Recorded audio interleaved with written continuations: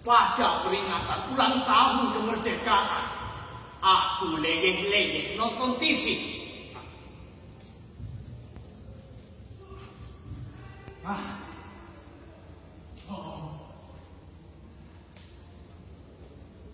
Ketika lagu sorak-sorak bergembira berkumandang, si kampret cucuku pelan-pelan mendekat, lalu berbisik, "Kek, apa betul kita sudah merdeka?" Aku terkejut. Apa? Apakah betul kita sudah merdeka? Aku mulai marah. Siapa nyuruh kamu menanyakan itu? Aku baca di koran, Kek. Kampret mengeluarkan robekan koran dari kantungnya, lalu menunjuk sebuah kepala berita. Darahku mendidih. Media sekarang memang edan. Dagangannya sensasi semua, bukan fakta. Aku gayut tangan si kampret, lalu mendudukkannya di sampingku. "Duduk, jangan ngomong dulu, dengerin saja. Apa saja kerjaan guru-guru kamu di sekolah? Apa mereka sudah berhenti ngajar sejarah Indonesia? Apa mereka tidak pernah bercerita kepada kamu bahwa pada tanggal 17 Agustus 1945, jam 10 pagi, di Pegangsaan Timur, Bung Karno dan Bung Hatta memproklamirkan kemerdekaan kita. Seperti ini. Proklamasi kami bangsa Indonesia dengan ini menyatakan kemerdekaan Indonesia. Hal-hal mengenai pemindahan kekuasaan dan lain-lain diselenggarakan dengan seksama dalam tempo yang sesingkat-singkatnya atas nama bangsa Indonesia, Soekarno Hatta. Nah, sejak itu kita sudah merdeka. Jadi kita betul sudah merdeka, Kek. Jelas. Kalau kita sudah merdeka, mengapa kita masih miskin, Kek? Hampir saja tanganku menampak mulut si kampret. Untung aku ingat, tuyul itu cucuku sendiri. Sambil menahan geram, aku mengerang. Kampret, dengar baik-baik. Kalau kita merdeka, artinya kita bebas dari penindasan penjajah.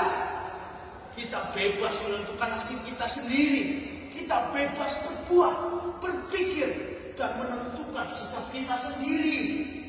Tapi kalau kamu miskin, lapar, sakit, terpuruk, gagal, kecewa, kalah, hina, itu bukan urusan kemerdekaan. Kalau kamu mau kaya, kamu harus banting tulang. Cari sendiri kekayaanmu, balikan sendiri nasib kamu.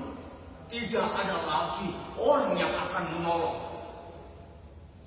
Kalau kamu mau berhasil, jaya, hebat, kamu harus kerja keras, bersaing, berani berkorban, berjuang melawan tantangan.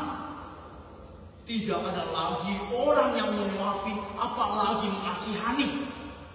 Hanya kalau kamu ulet, pinter, berprestasi, kamu bisa jadi nomor 1. Tapi kalau kamu malas, bodoh, elem, melempem, hanya doyan mengeluh, mengemis, protes, kamu hanya akan jadi kere seumur hidup.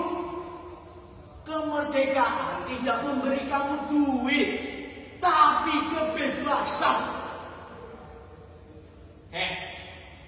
Diam kamu, kakek lagi bicara. Dalam merdeka, kamu harus mampu mempergunakan kebebasan yang diberikan oleh kemerdekaan.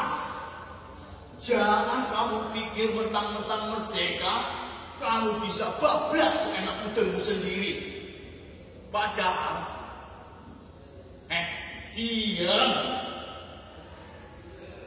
Padahal, kalau kamu merdeka, kemerdekaanmu dibatasi oleh kemerdekaan berjuta-juta saudara-saudara kamu di sekelilingmu yang sama juga merdekanya denganmu.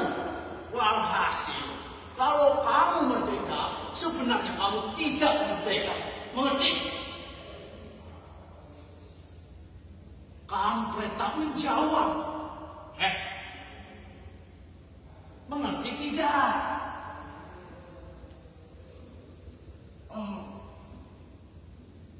Tidak, Kek. Nah, dengan bilang tidak, kamu sudah menunjukkan kamu merdeka. Nah, ingat ini kampret.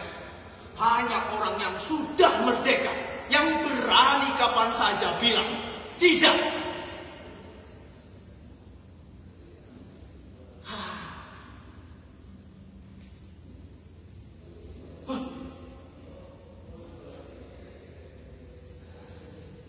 Di layar TV, bendera Sang Saka sedang dikerek, diiringi lagu Indonesia Raya.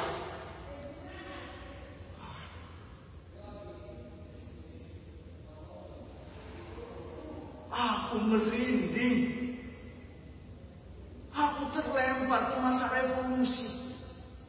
Ketika dulu aku keluar masuk hutan, sembunyi di ketiak bukit, mencegah tentara kolonial hingga menghancurkan jembatan. Tapi aku masih ingat dengan malam itu. Waktu itu, kami mengendap-endap ke kota dan hendak menyelusup ke tangsi militer untuk mencuri senjata. Tapi kemudian, kami disergap karena ada pengkhianatan. Kami lari dan aku tertembak, jatuh, masuk dalam sumur tua. Jadi kita betul-betul sudah merdeka, Kek.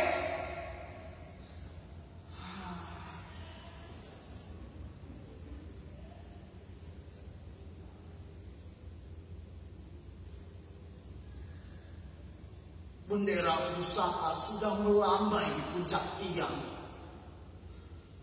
anggun dan perkasa.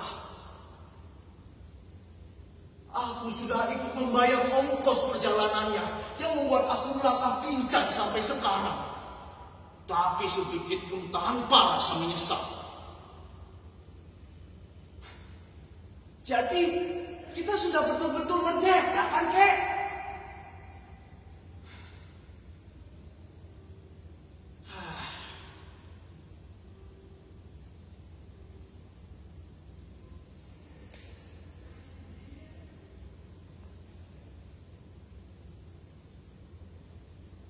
Di masa kemerdekaan, aku letakkan senjata, kembali ke sawah.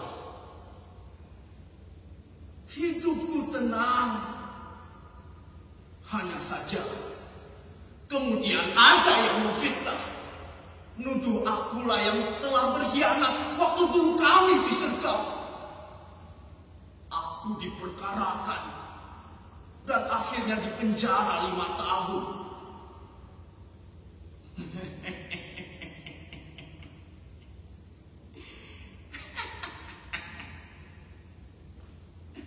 Di penjara, aku baru tahu bahwa sebenarnya yang telah menuduhku itulah yang sebenarnya pengkhianatnya.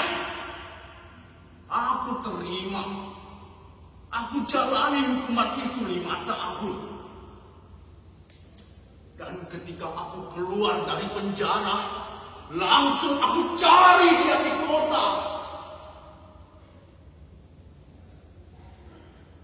Tapi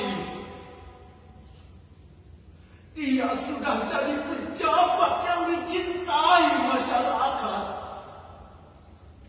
Dan ketika ia tahu aku datang, ia suruh orang untuk memberangusku. Aku dipukuli, aku ditendang dari kantornya.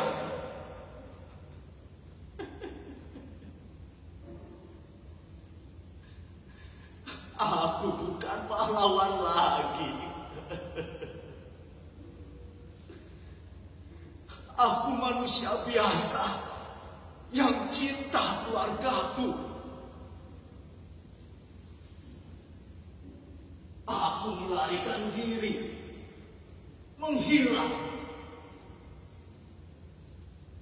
Aku coba untuk melupakan semua itu. Tapi aku tidak bisa.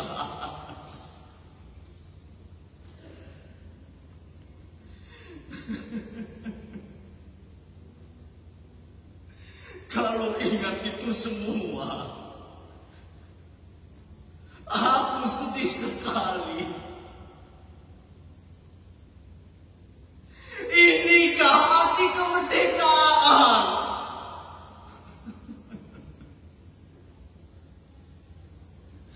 Aku menjerit, menangis dalam batinku.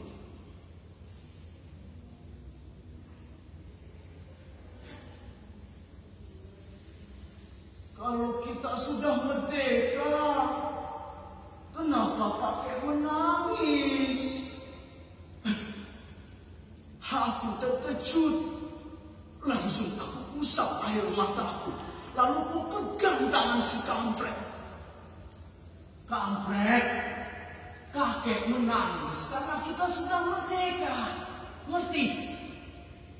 Ingat kampret, ingat. Hanya orang yang sudah merdeka yang bisa, boleh, dan berani menangis kapan dan di mana saja ia mau menangis.